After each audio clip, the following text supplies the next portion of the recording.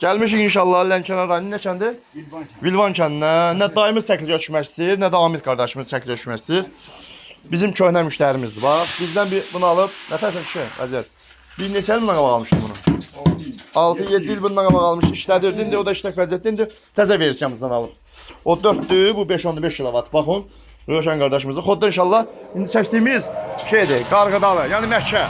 Buna bax, buna at. Nə qədər tokumuz? 213. Bəs daha da doldursa, bəs, tamam. Atas yazar, atas. O maniyələ çəkdiyimiz qarğıdalıdır, Məkkə. İnşallah 5-15 kilovat. Nol baza, üstündə var o, bax.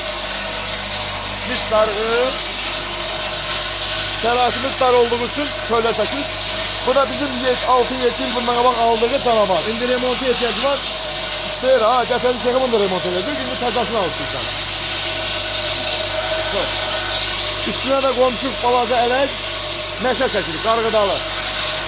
Qiymət 1200 manatdır. 070 298 38 18. Sağ qarğıdalı məşə. Bu da göstərəcəm. Tokumuzda 204'dür.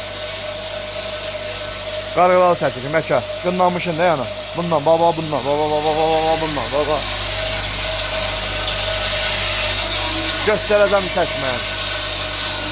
Bir dənə belə dolu verdi. Buradan gedirik, o birisi aparatıma apardım. O da Lənkəranlı ilə gene Vilvan kəndidir. Bak bizdə də belə çəkəcək. Baba, gözəm onun baba. Ondan qarğıdalıdır. Qarğıdalımızı inşallah çəkdik. Boşalt, aç, bir şey yoktur. Aç, boşalt. Aç, bir şey yoktur orada. Aç, boşalt. Görək qarğıdalımızı nətər çəkir. Görək.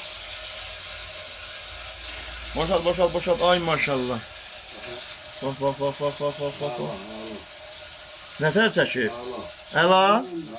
Xeyir olsun. Pis olsaydı, bunu yadına sakla. Pis olsaydı masayı o kadar vakti telefonda saklamazdı. Kardeş ben 6-7 il izleyir. Bakın. Pis olsaydı o vakti Allah zaman versin. yadında kalmazdı. Usta Sarıxan Biləsvar balasının işi budur. Həmişə müştərilərin qulluğunda durmaq mənim boynumun borcudur. Allah müştərilərin canını salamat eləsin, Allahlarından xeyir versin, min qat əvəzlərini versin. Bu da bizim qarğıdalımız. Çox sağ ol dayı. Var ol. Allah zaman versin. Sağ ol.